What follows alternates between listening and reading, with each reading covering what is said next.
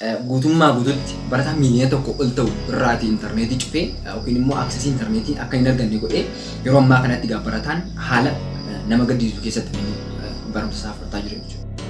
Barsiisaan mataan isaa intarneetii akses godhee barattoota barsiisuudhaaf wantoota garaagaraa isa barbaachisa. Kanaaf wanta kitaabni jedhu wanta beeku alatti intarneetii irraati infoormeeshinii baay'ee barbaadee gaaffilee barattoonni isa barbaadaniif illee wanta baay'ee barataan naannoo intarneetiin jirutti yookiin immoo yeroo sana aksesii guutuu argatee qormaata biyyoolessaa qoramu tokkoo fi barataan utuu aksesii godhin yookiin immoo naannoo lixa Oromiyaa akka naannoo lixa Oromiyaa kanaa taa'ee yookiin immoo naannoo Booranaa taa'ee fayyadamu tokko yookiin immoo utuu intarneetiin fayyadamin barate tokko akkamitti wal faana hin madaalamu.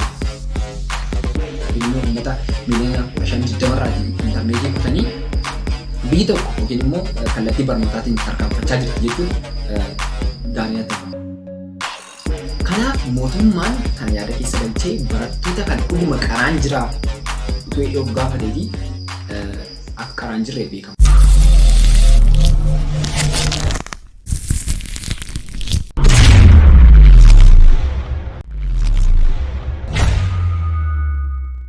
Nagaan bakka jirtanitti isiniif haa ta'u. Guyyaa irraa kan ammoo kan nuti ilaallu akkamitti loogoo keenya viidiyoo irra gashachuu dandeenya kan jedhudha. Fakkeenyaaf viidiyoon kun viidiyoo ani kanaan dura yeroo darbee hojjedhedha. Viidiyoon ani kana yeroo darbee hojjedhe loogoon tokko irra hin jiru jechuudha.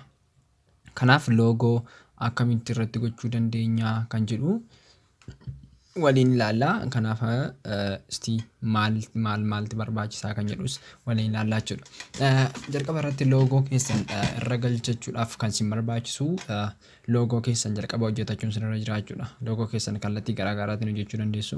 Adobe After Effectsdhaan hojjetachuu dandeessu. Adobe Photoshopdhaan hojjetachuu dandeessu. Akkasumas Illustratorii fi wantoota garaa garaatiinis appota baay'een jiru waan ta'eef isaan gargaaramtanii hojjetachuu dandeessu jechuudha. Fakkeenyaaf bifa kamiitiin immoo hojjetamuu danda'a kan jedhu isinitti agarsiisaa jechuudha.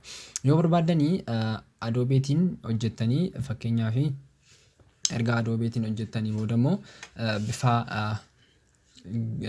PNPdhaan seef gochuu dandeessu. Kana boodas loogoo keessan qofaa kan inni seef siniif godhu jechuudha. Fakkeenyaaf kunoo laammaa akka argitanii kun amma PNPdha jechuudha.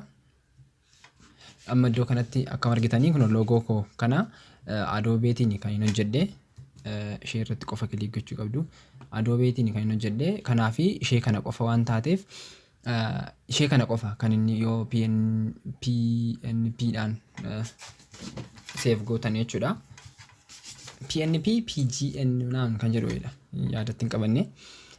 Kan isaan erga seef gootaniiti salphaamatti fidanii loogoo fakkeenyaaf iddoo kanatti kaa'uu barbaaddu ta'e kaa'uu dandeessu jechuudha. Kana malees reshape gochuu hin dandeessu akka garaa keessaniitti akkasiniif ta'utti jechuudha. Reshape gootanii kun iddoo kana fakkeenyaaf keessanii mana salphaa kanaatiin amma akkuma argitanii bareedaa jechuudha. Gara jaarraa 20ffaa. Kanaaf viidiyoo keessan mana salphaa kanaatiin loogoo keessan fidanii iddoo kana kaa'achuu hin dandeessu jechuudha.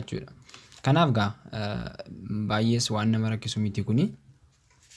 Kanaaf salphaamatti loogoo keessan iddoo kana fidduu kana booda immoo entirely viidiyoo keessanii guutummaa isaa gochuu qabdu jechuudha. Fakkeenyaaf jalqabaatee amma dhumaatti haa ta'u yoo hin barbaade akkasiin godhaa jechuudha. Zan viidiyoon keessan bifa footootiin waan dhufeef extend gootanii amma dhumaatti gochuu hin dandeessu jechuudha. Kanaaf loogoon koo iddoo kamittillee irra hin jiraataa jechuudha. Iddoo kanattis yoo ta'e, iddoo kanattis yoo ta'e, iddoo kanattis yoo ta'e mana salphaatiin loogoo koo kana irra kaa'achuu nan danda'a jechuudha. Kana malee immoo kallattii biraatiin hin jiru yoo jettan immoo fakkeenyaaf akkuma argitanii kun green screenidhaan kan inni hojjetame jechuudha. Kun mataan isaa loogoo koodha. Zan loogoo kana kan inni hojjedhe Adobe Photoshopidha. Kana booda erga hojjedheeti background isaa jalqabatuun jalqabeen dura background isaa magariisa godheeni kan hin fudhadhe jechuudha. Kanaaf magariisa waan ta'eef magariisa kana immoo akkuma kanaan dura ilaallee background isaa magariisa kan ta'e akkamitti akka irraa balleessan walii wajjin ilaallee waan ta'eef mana salphaa sanaan illee irraa balleessuu hin dandeessu jechuudha. Fakkeenyaaf kunoo kaa'eera. Zan fakkeenyaaf viidiyoo irratti amma entirely viidiyoo koo uwwisee jira waan ta'eef xiqqeessuun irra jira jechuudha. Yookiin immoo utuu hin xiqqeessin dura kanarratti erga kilik gootaniiti kunoo mallattoo ishee kanatti buutuu jechuudha. Isheen kun green screenidha. Kallattii biraatiin illee double click irratti gootanii Iddoo kana chroma key kan jedhu jira jechuudha. Kan namoonni chroma key mala salphaa kanaatiin irraa balleessitu kalarii isaa jechuudha. Kun guutummaa guutuutti irraa badeera. Yoommoo isin barbaachises akkas gootanii irratti kilik gochuu hin dandeessu jechuudha. Zan erga fixaniitii kana okay jettu zan kana irratti kilik gootanii iddoo kanatti dhuftanii irratti gootu jechuudha. Zan kana check ta'uu isaan dagatina. Kana booda fakkeenyaaf saayizii isaa reshape gootu. Zan fakkeenyaaf iddoo barbaadan addaatti barbaadamu ta'e iddoo kanas fidee kaa'achuun nan danda'a jechuudha. Kanaaf kunoo mala salphaa kanaatiin gaa akkuma argitanii loogoo koo fidadhee iddoo kana kaa'achuun nan danda'a jechuudha. Kana booda kana entirely viidiyoo sana yookiin immoo viidiyoo sana guutummaa guutuutti akka loogoo naaf ta'utti amma dhumaatti illee gaa godhachuuti narra jira jechuudha. Loogoon keessan yoo dandeessan ta'e animeeshinii bifa animeeshiniidhaan fakkeenyaaf amma iddoo kanatti akkuma argitanii akka naannoo wayii ta'uu danda'a. Akkasuma bifa animeeshinii qabaachuu danda'a jechuudha. Loogoon fiksidii ta'uu dhiisuu danda'a.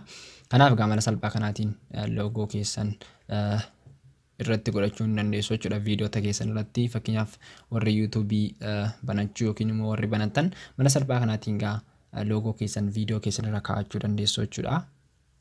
Kanaaf amma kanatti yoo ilaaltanis gaariidha. Kana malees karaa sooftiweerota gurguddoo kanneen akka Adobe Photoshop, Adobe After Effects fi kallattii Premiereetiin illee gaa hojjechuu hin dandeessu. Garuu kun kanaatiin akkamitti akka irra galchuu dandeessan isinitti agarsiiseera. Baay'ee galatooma. Yeroo biraa immoo akkamitti loogoo kana mataa isaa iyyuu Photoshop irratti akkamitti akka hojjetan tuutoriyaalii biraa nan qopheessa jedhee yaada. Isarraas ilaaluu hin dandeessu. Baay'ee galatooma. Qophii koo irraa asumarratti xumureera. Waan na dhaggeeffataniif galatooma. Nagaatti.